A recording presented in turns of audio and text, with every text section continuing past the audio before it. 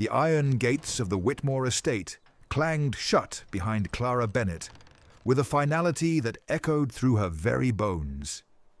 Her 5-year-old son, Thomas, pressed against her side, his small frame trembling not from cold, but from the weight of what had just transpired. In her arms, she clutched a single worn carpetbag containing the sum total of their worldly possessions. 2 changes of clothing, a tin cup, a small knife, a box of matches wrapped in oilcloth, and the silver locket that had belonged to her mother. Behind them, the sprawling manor house rose like a monument to wealth and privilege, its pristine white columns gleaming in the harsh afternoon sun. Clara's brother Richard stood on the marble steps, his expression carved from stone, his expensive suit immaculate. He had not even descended to bid them farewell properly. He had made his position abundantly clear in the drawing-room an hour earlier, his voice cold and measured as he delivered his verdict. Their father's will had left everything to Richard as the eldest son and sole male heir. Clara, as a married woman, had forfeited any claim when she went against the family's wishes, and now, widowed and destitute after her husband's death from yellow fever, she had come seeking refuge, only to be turned away. "You made your choice when you married that penniless clerk," Richard had said, his words precise and cutting. "Father's estate cannot be burdened with supporting every poor relation who comes begging. I have my own family to consider, my own children's inheritance to protect." It had not mattered that Clara had nursed their father through his final illness 3 years prior, that she had sat vigil at his bedside for weeks. It had not mattered that Thomas was their father's only grandson, bearing the family name, as Richard had sired only daughters. Richard's wife, Constance, dripping with jewels and contempt, had stood beside him in silent agreement, her lip curled in distaste, as though poverty might be contagious. Clara had refused to beg. She had gathered Thomas, collected their meager belongings, and walked through those gates with her head held high, though her heart hammered with terror. She carried $7.35 in her pocket, $3 of which she owed for their previous week's boarding-house room. The small inheritance her husband had left had been consumed by his medical expenses and funeral costs. She possessed no skills that might secure employment, no trade beyond the genteel accomplishments deemed suitable for a merchant's daughter: embroidery, piano, French, watercolors. None of these would feed a hungry child or secure shelter. They walked for hours along the dusty road, leading away from the estate, the sun beating down mercilessly. Thomas did not complain, though she could see the exhaustion in his dragging steps, the way his small shoulders sagged. Clara attempted to appear confident, pointing out birds in the trees, naming flowers along the roadside, maintaining a cheerful facade for her son's sake. But as the sun began its descent and shadows lengthened across the road, panic crept in with cold fingers. Where would they sleep tonight? What would they eat tomorrow? The answer came as they crested a hill, and the landscape transformed dramatically before them. The road ahead descended into a vast wetland that stretched to the horizon, a sprawling wilderness of marsh grass, standing water, and dense vegetation. The Blackwater Swamp, she recalled hearing it called, a place spoken of in whispers, a treacherous expanse that claimed the lives of those foolish enough to venture into its depths. Most travelers took the long route around it, adding 3 days to their journey to avoid its perils. But Clara had no 3 days' worth of food or coin for lodging. And as she stood there, surveying the forbidding landscape, a desperate thought took root. If the swamp was so dangerous that people avoided it, might it not also offer a form of sanctuary? A place where no one would think to look for them, where they might hide and survive until she could formulate a proper plan? The idea was madness, surely. Yet what alternative existed? Return to the city and watch Thomas starve while she searched fruitlessly for work no respectable woman could obtain? Throw herself on the mercy of distant relations who would treat them as burdens, as Richard had? Clara made her decision in that moment, though every rational part of her mind screamed against it. "We are going to have an adventure," she told Thomas, forcing brightness into her voice. "We are going to explore the marshland." Thomas's eyes widened. "But, Mama, won't we get lost?" "Not if we are clever," Clara replied, with far more confidence than she felt. "And we are very clever, are we not?" They left the road as twilight approached, following a barely visible trail that led into the marsh. The ground quickly became soft and treacherous, water seeping into Clara's thin boots with every step. She carried Thomas on her back when the water grew too deep for his small legs, his arms wrapped around her neck, the carpetbag clutched in her aching hands. The sounds of the swamp rose around them as darkness fell. The croak of frogs, the buzz of insects, the splash of unseen creatures in the water. Mosquitoes swarmed in clouds, and Clara wrapped Thomas's face with a spare shawl, though it provided scant protection.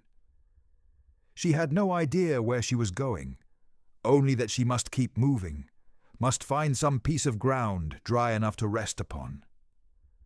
The first night was a nightmare that Clara would later struggle to recall in full detail, her mind mercifully blurring the worst memories. They found a small hummock of relatively dry ground beneath a massive cypress tree, its roots forming a natural shelter of sorts.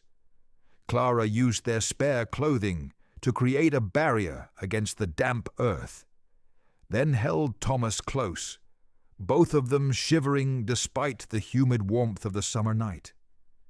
She dared not light a fire, having no dry wood and fearing what might be drawn to the light. Insects tormented them ceaselessly.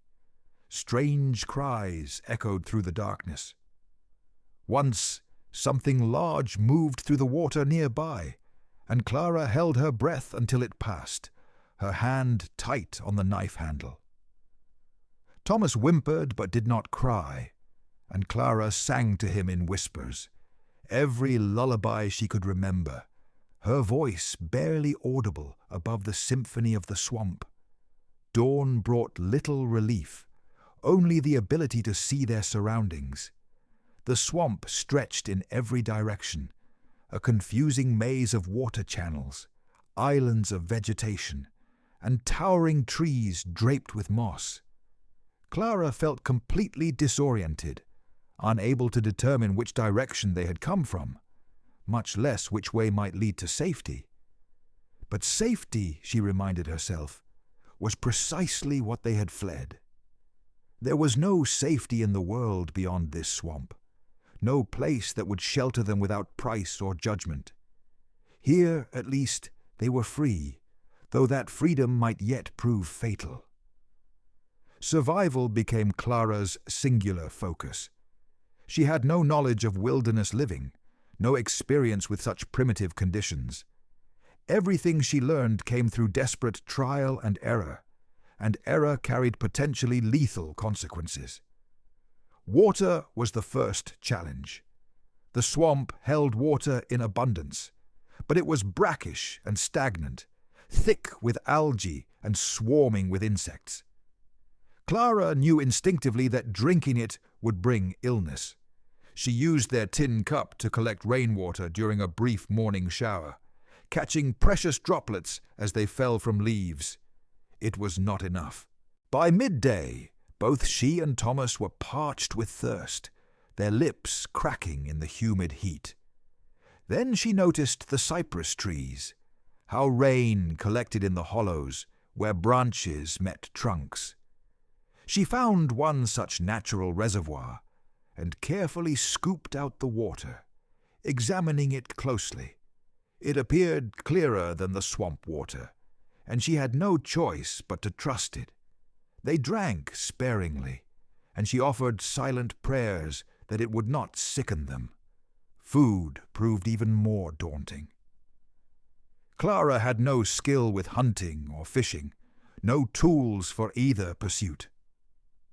She searched the vegetation desperately for anything edible, anything she recognized. She found wild blackberries growing on a dry patch of ground, and gathered them with shaking hands, she and Thomas devouring them instantly.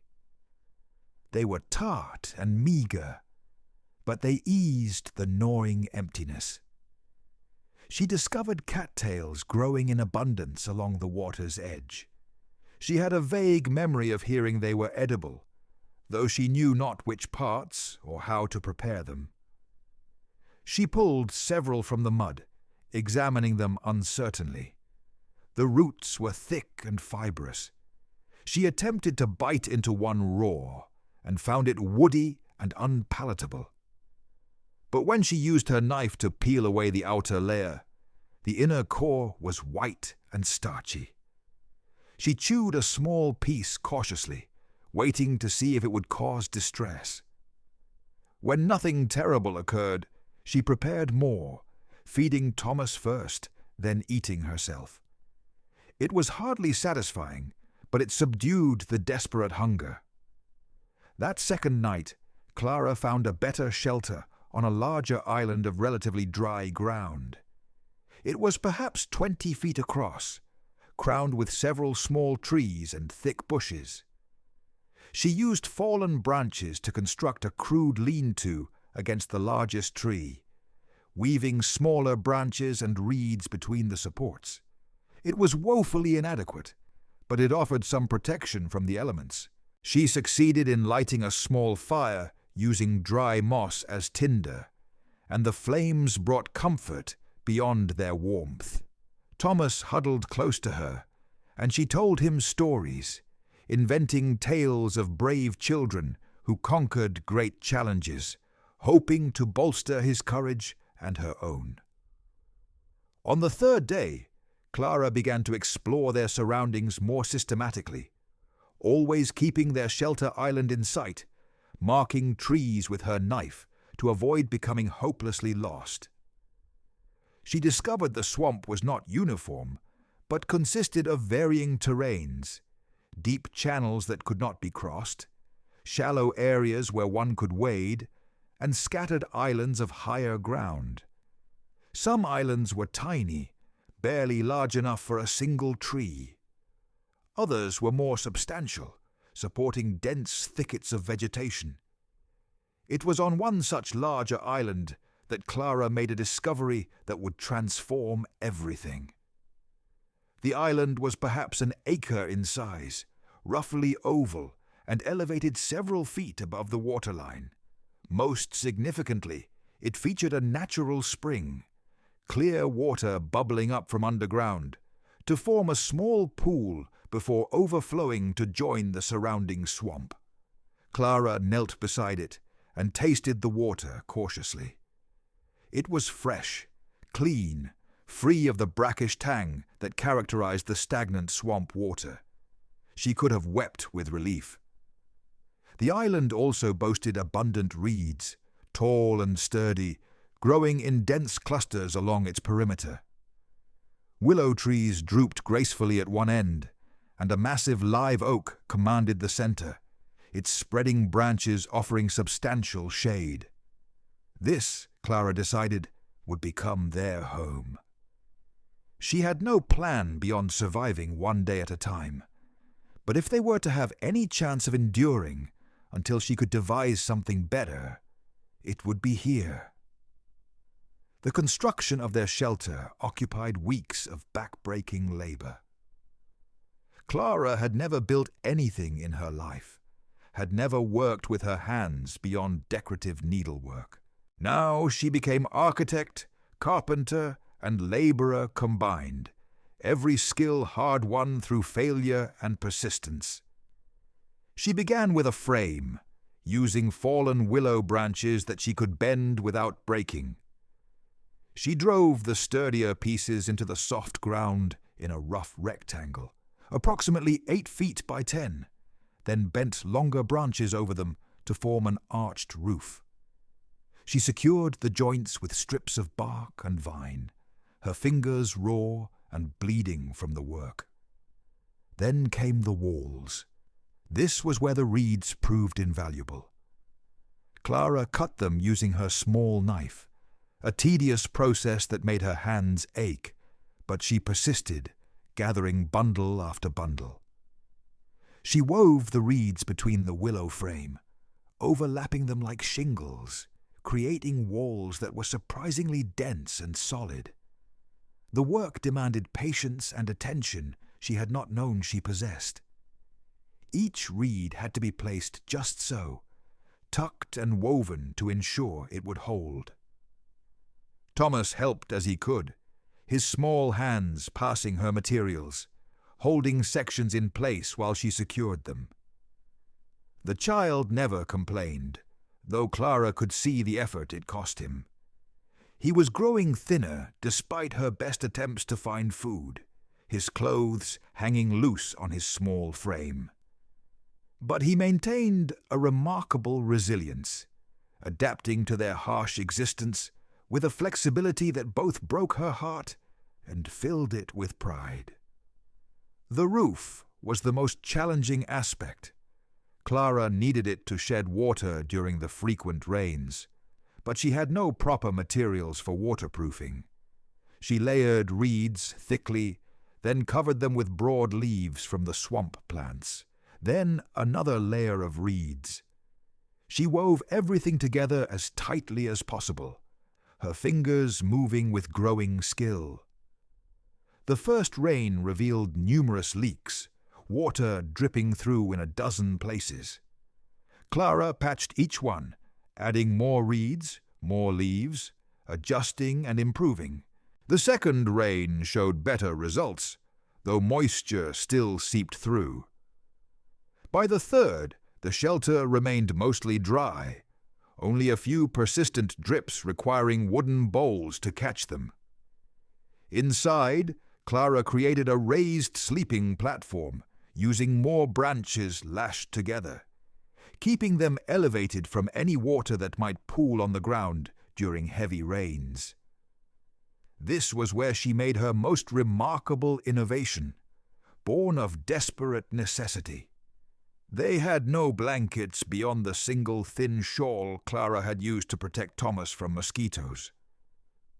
The nights, while not cold, were damp, the humidity seeping into everything, leaving them perpetually clammy and uncomfortable. Clara observed how the dried reeds maintained their structure, how they trapped air between their hollow stems. An idea formed.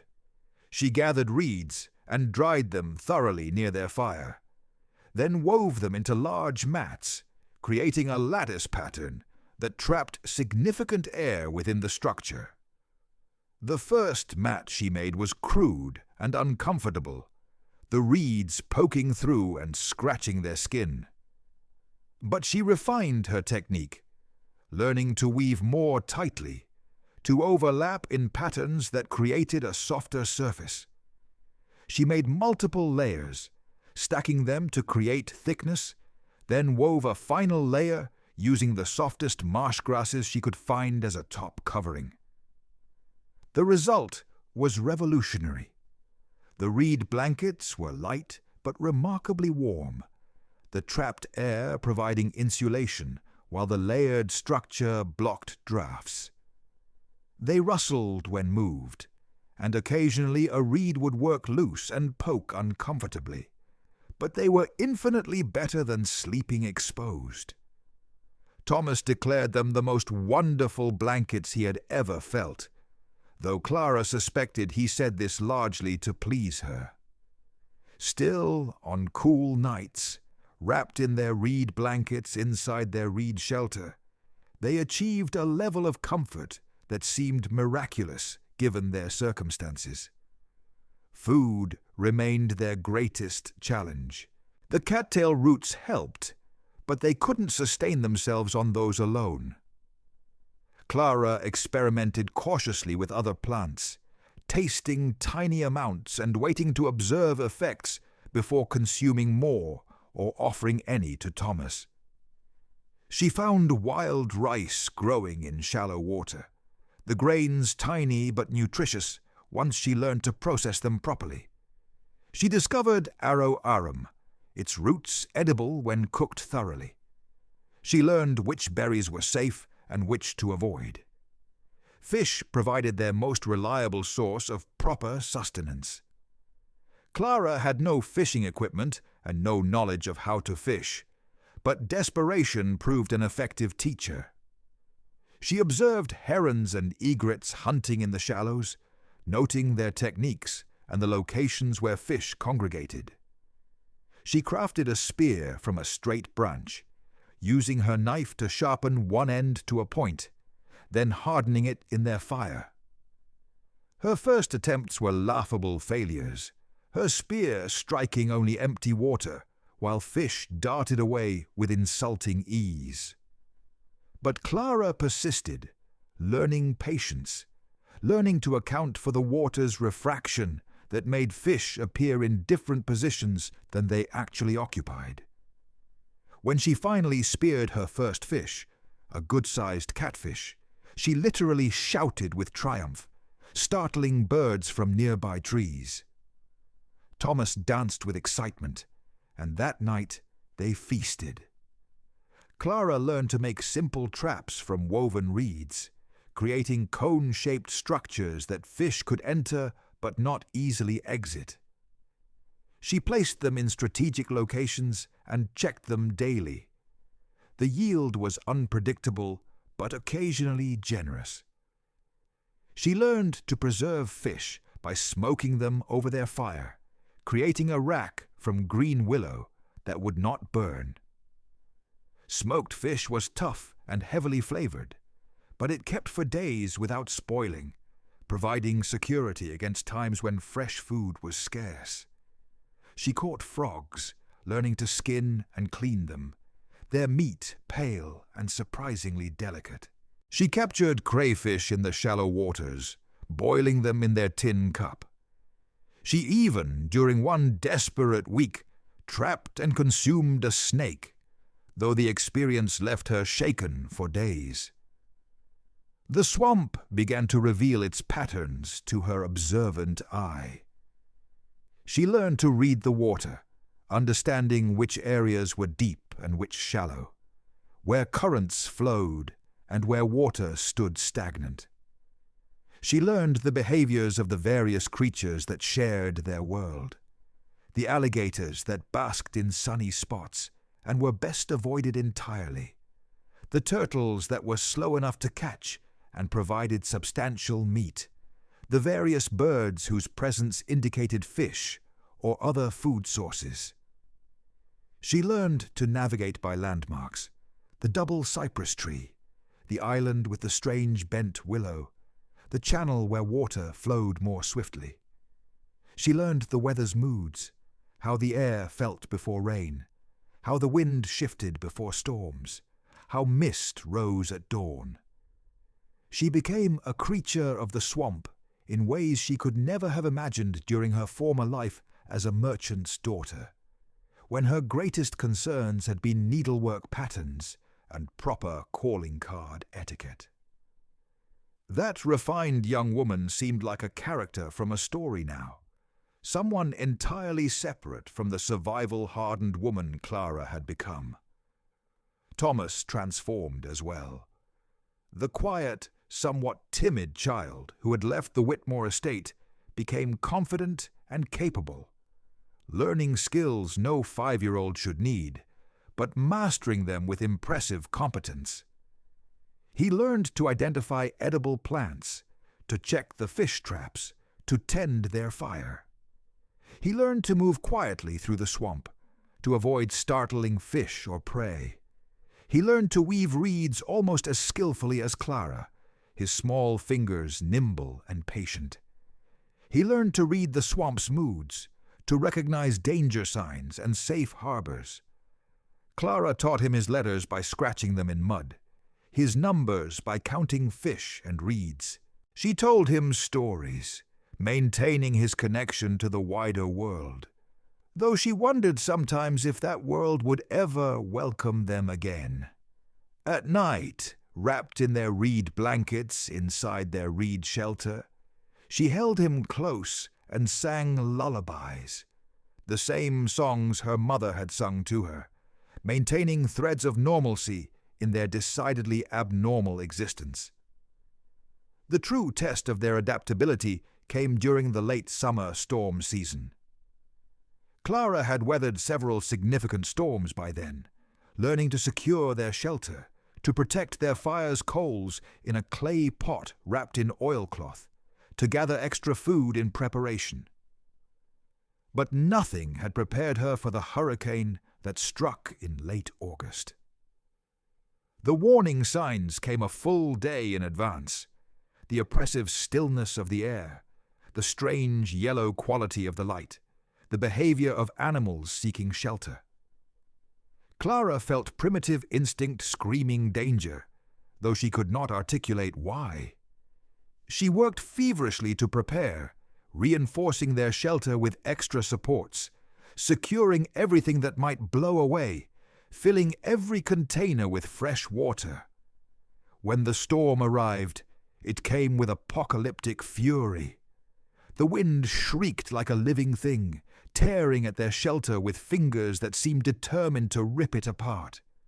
Rain fell not in drops, but in sheets, solid walls of water that made breathing difficult. The swamp transformed into a churning chaos of wind-driven water and flying debris.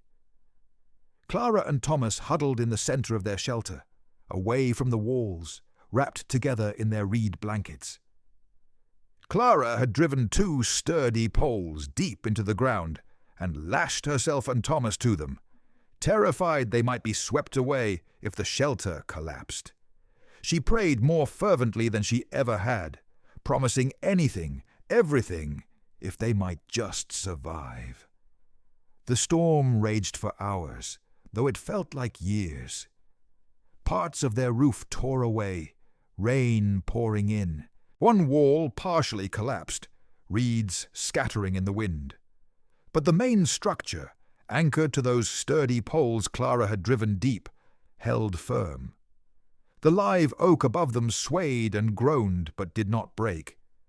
And when dawn finally came, revealing devastation but also survival, Clara wept with relief. The island was transformed. Trees had fallen. The water had risen several feet, flooding parts of their island that were usually dry. Debris was scattered everywhere. But they were alive, and their shelter, though damaged, still stood. Clara spent days repairing and rebuilding, working with renewed determination. She had survived a hurricane. Nothing else the swamp could throw at them seemed quite so daunting after that. As summer faded into autumn, Clara began to think beyond immediate survival. They had endured the worst the swamp could offer. They had learned not just to survive, but to thrive in this harsh environment. Thomas was healthy despite their primitive conditions, growing stronger, if not heavier, his skills and confidence remarkable. But was this enough? Could she truly raise her son in a swamp, isolated from education, from society, from opportunity? The question haunted her during quiet moments. Yet when she considered the alternative, returning to a world that had rejected them, facing poverty and scorn in the city, perhaps watching Thomas apprenticed to some cruel tradesman while she labored for pennies, the swamp seemed almost preferable. Here they had freedom. Here they had dignity. Here Thomas learned self-reliance and capability rather than subservience. Here no one judged them or found them wanting. One crisp October morning, as Clara checked their fish traps, she heard voices carrying across the water. Her heart hammered with sudden fear, the first humans they had encountered since entering the swamp months ago. She quickly returned to their island, gathering Thomas. They hid in the dense undergrowth, watching as a small boat appeared, poled by two men. Trappers, by their appearance, working the swamp for furs. They passed within 50 yards of Clara's island, and she held her breath, certain they would be discovered. But the men continued past, their attention focused on setting their own traps, and gradually the sounds faded. Clara realized she was trembling. The encounter had terrified her, though the men had posed no obvious threat. But they represented the outside world, a reminder that her sanctuary was not truly isolated, that discovery was always possible. What would happen if they were found? Would authorities take Thomas from her, declaring her an unfit mother for raising a child in such conditions? Would her brother learn of their location and arrive to gloat over their reduced circumstances? The fears plagued her for days, but gradually, as no further encounters occurred, she relaxed again. The swamp was vast, and one small island among hundreds was easily overlooked. As long as they remained careful, remained hidden, they could maintain their refuge. Winter in the swamp was mild compared to winters farther north, but it brought its own challenges. The greatest was the cold rain that fell for days on end, chilling them despite the lack of true freezing temperatures. The dampness seeped into everything, making it impossible to get truly dry or warm. Clara reinforced their shelter's walls with extra layers of reeds and leaves, creating better insulation. She wove additional reed blankets, making them thicker. She kept their fire burning constantly, though finding dry wood became increasingly difficult. She hung sections of reed matting near the fire to create interior walls that trapped heat more effectively. Their small shelter became genuinely cozy, a pocket of warmth and dryness in the midst of the cold, wet swamp. Food remained available through winter, though less abundant.